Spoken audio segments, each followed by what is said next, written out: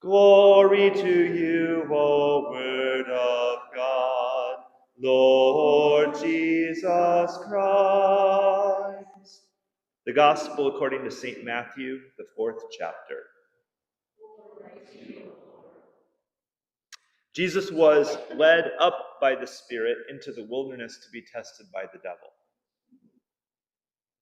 He fasted 40 days and 40 nights, and afterward he was famished. The tempter came and said to him, "If you are the Son of God, command these stones to become loaves of bread."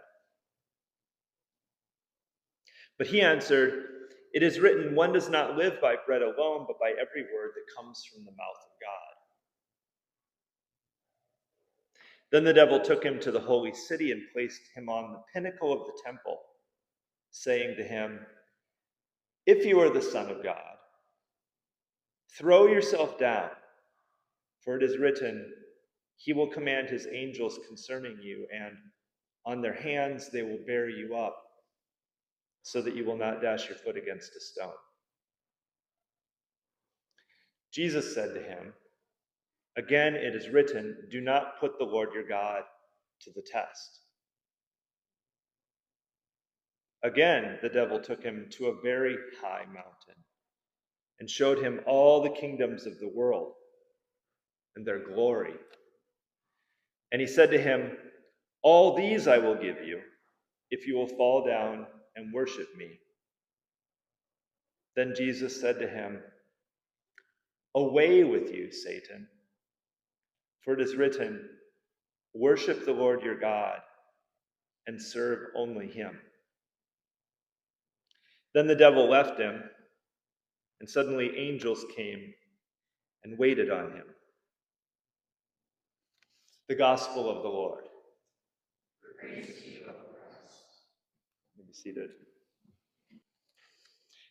Probably should start with a fundamental problem in reading or preaching on these passages. Almost everything depends upon whether you think they actually happened.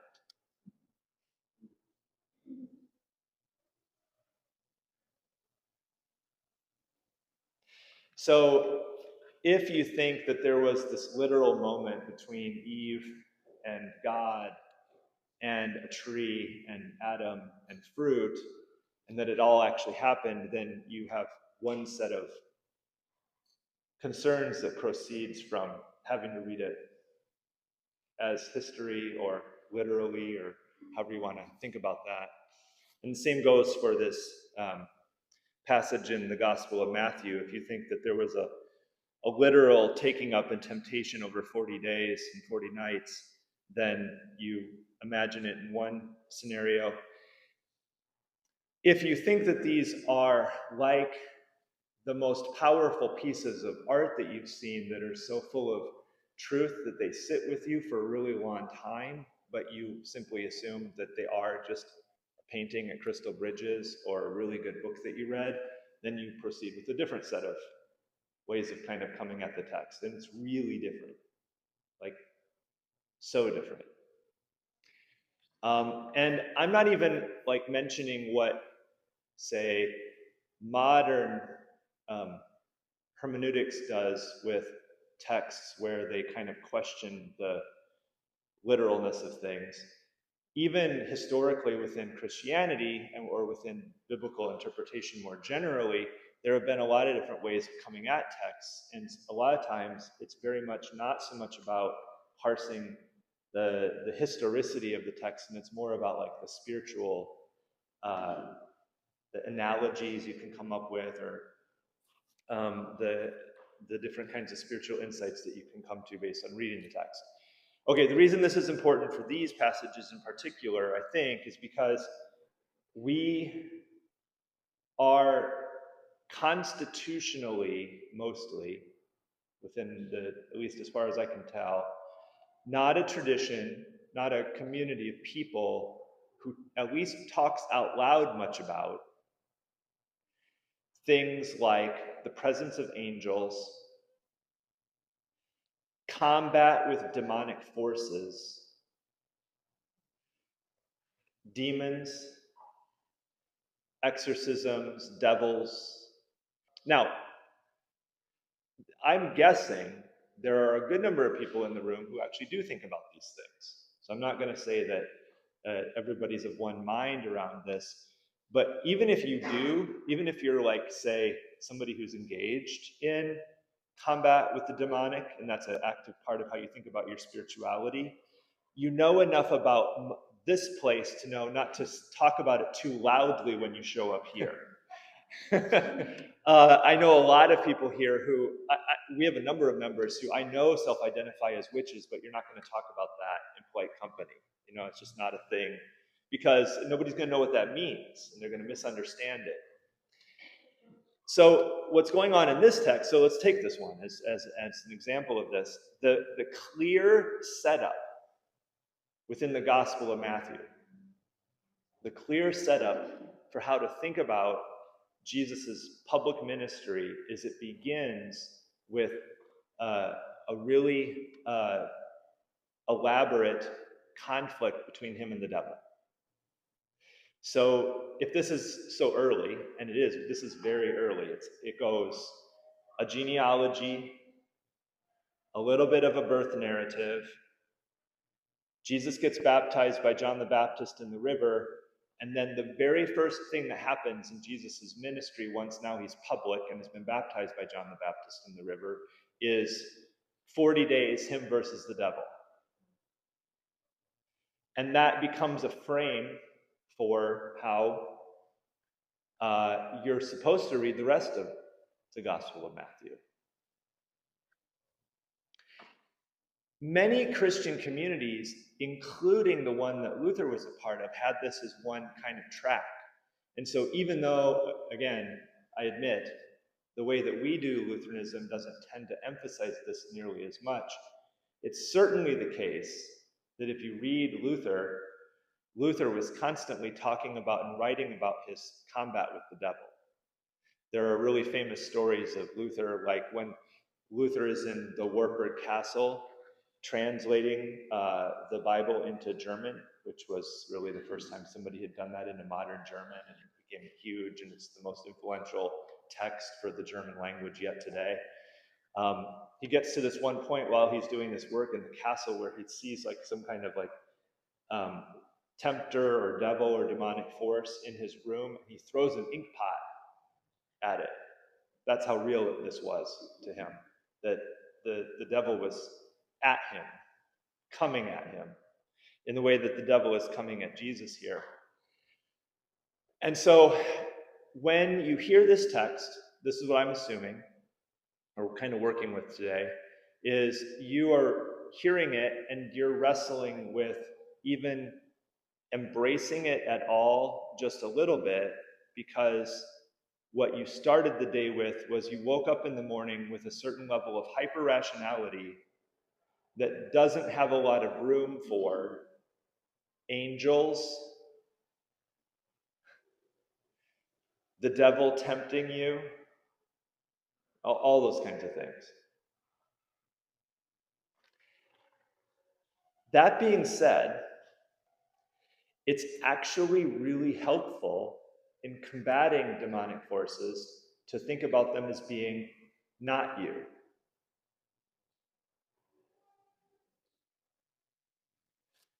I'll give you an example in my own life. I'm sober. I'm sober because when I drink too much and I can't help myself. And the only way that I can maintain my sobriety is to make sure that I don't ever drink. The most revelatory thing anybody ever said to me that helped me process that so that I could relate to it in a different way is when they took addiction and made it personified. That's the addiction speaking, was the way that my therapist phrased it. When I would be doing certain kinds of self-talk around justifying, continuing the practices that were really hurting me around alcohol, he simply one day said and started using that language of that the addiction was like a person in my life. Like I had a relationship to it. It was tempting me. It was talking to me. And the more I could personify the addiction, the more I felt free from it. I could realize that this thing outside of me, in a sense, was lying to me. That's the addiction talking. You know, the addiction does a lot of things to protect itself. It has a lot of methods to keep its fingers in your life, all this kind of way of talking about it. Do I think literally that addiction is some person walking around in the world? Not really. But the personification of it became super helpful for me in terms of being liberated from it. That's what you get in texts like this. It actually, in this sense, it doesn't matter yet whether you believe they're literal or not. By having this personification of the devil that Jesus is having this dialogue with, it helps you think about the different kinds of temptations that Jesus was most likely to go through as he's sorting out how he's going to be the kind of person he's going to be in the world. And so you get this dialogue back and forth. So you can ask yourself whether that might help you. Like, are there things in your life that are shaming to you that you were really frustrated about and you wish you could do something different?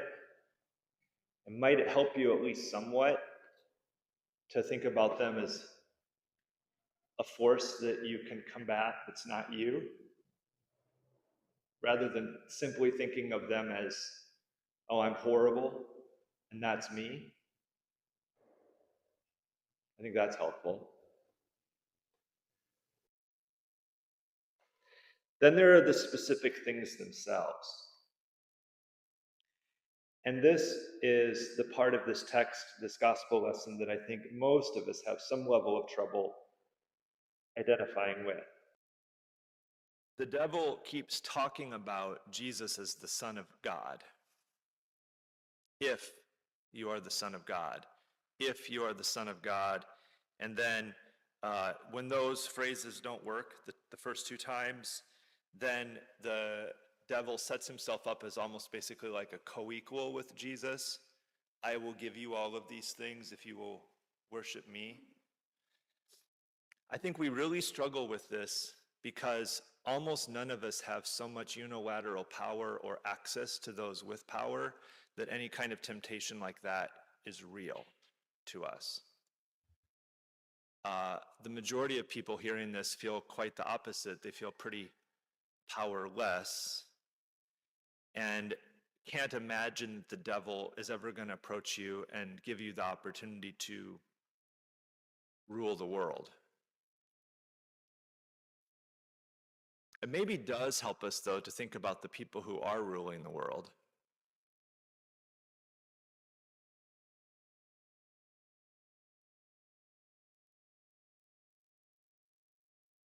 Who is ruling the world? That's an interesting question, isn't it? I saw a chart the other day that wealth inequality in the United States is exactly where it was at the moment of the French Revolution.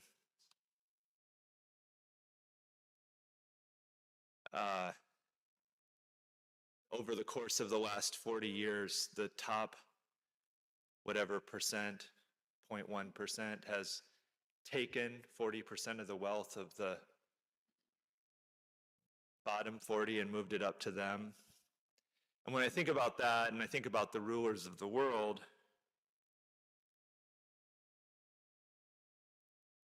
so Jesus is in this position where he's being given some of these opportunities, and what it illustrates is how tempting that would have been for him if he's the Son of God and he's the opportunity to do all of these things, and then to have those temptations laid out right in front of him. So then the question becomes, what are your resources to handle those temptations? So I named the one, the personification thing is, I think, quite helpful. But what he illustrates, and whether you like this or not, this is the way this is, the way this is modeled. In both the Genesis text and in the gospel lesson, your greatest resource that it's modeling for you to be able to combat the temptations of the devil in your life is actually, do you notice what it is?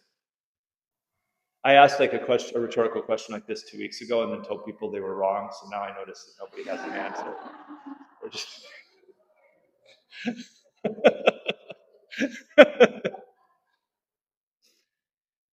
Your resource for combating the devil are the promises of God.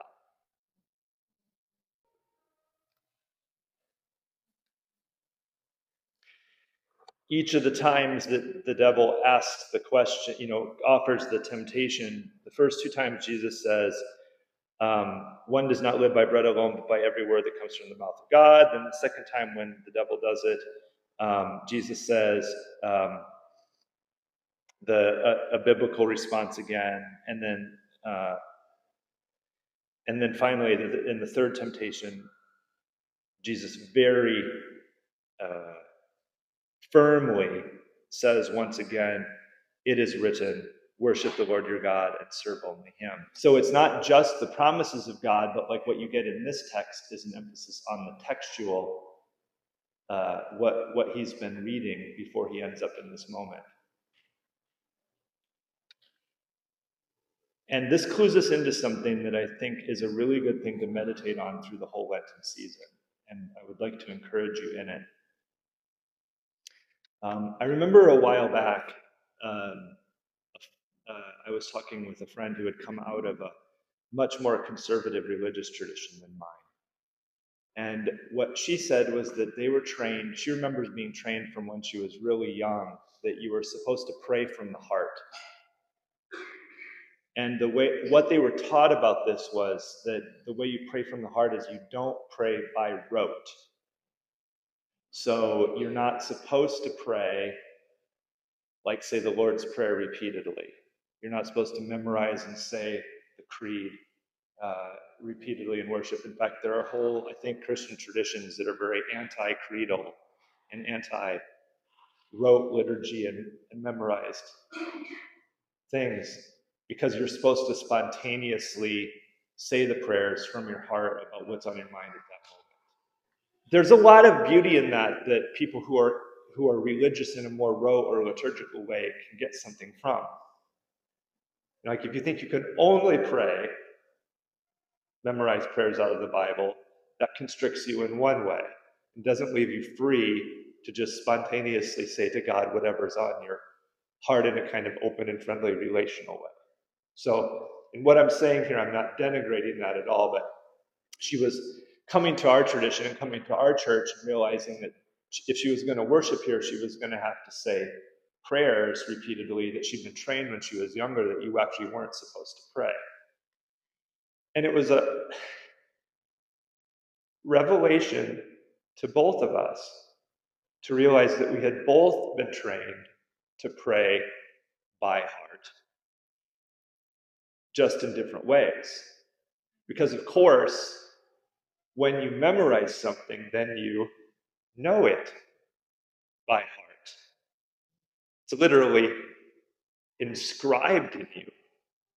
If I get Alzheimer's when I'm older and in some kind of memory loss unit in my older years, I think it's very likely that I'll at least still know Amazing Grace and the Lord's Prayer, because I've seen how that works with people who do have memory loss. There's something deep about that. So during Lent, one thing I think is worth staying focused on, it's one of the Lenten disciplines, it's to pray more, to pray in general. And the way you do that, at least partially in our tradition, is through repetition and memorization and knowing it. And the reason this is so important is because you never know when you will end up in a situation where having that thing by heart may be the most important thing in the world to you.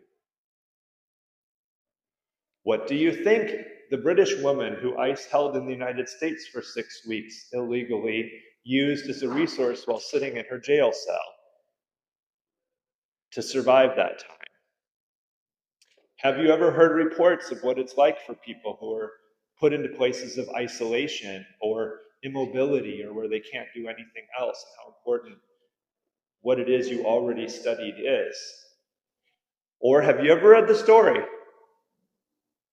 of Jesus who was swept up after his baptism and didn't eat anything for 40 days and was out in the desert and was confronted multiple times by the devil?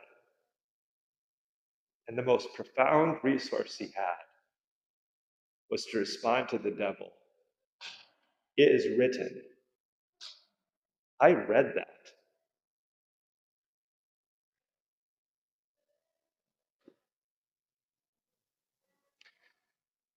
So that's invitation. Uh, I don't have an answer to the other part. I have my own suspicions. But I'll be postmodernist enough and say that all we have is this space between us and the text. I don't know much about what's actually behind the text, but the text is really good. And how we relate to it is even better. What comes of that relationship between the text and us is life changing. And Jesus points out the reason it's life changing is because in that text, as you're reading it, memorizing it, when you know it by heart, is it's not just words on a page, but it becomes for you the promises of God. Amen. Jesus does not go, well, okay, if the devil uses the Bible, then forget the Bible. I'm just going to move on and away from that. What is the devil? What is Jesus' response to the Bible being used by the devil? Use the Bible better. And I think we have this profound responsibility in a moment when, like, Pete Hegseth is holding worship services in the Pentagon, to not be like, well, then forget all that. Our responsibility is pray and worship better, like read the Bible better than what we're seeing modeled. I think that's huge. And I think it's a really important piece of what's going on in that text is Jesus doesn't abandon saying it is written just because the devil has read the Bible. It's huge. A few announcements.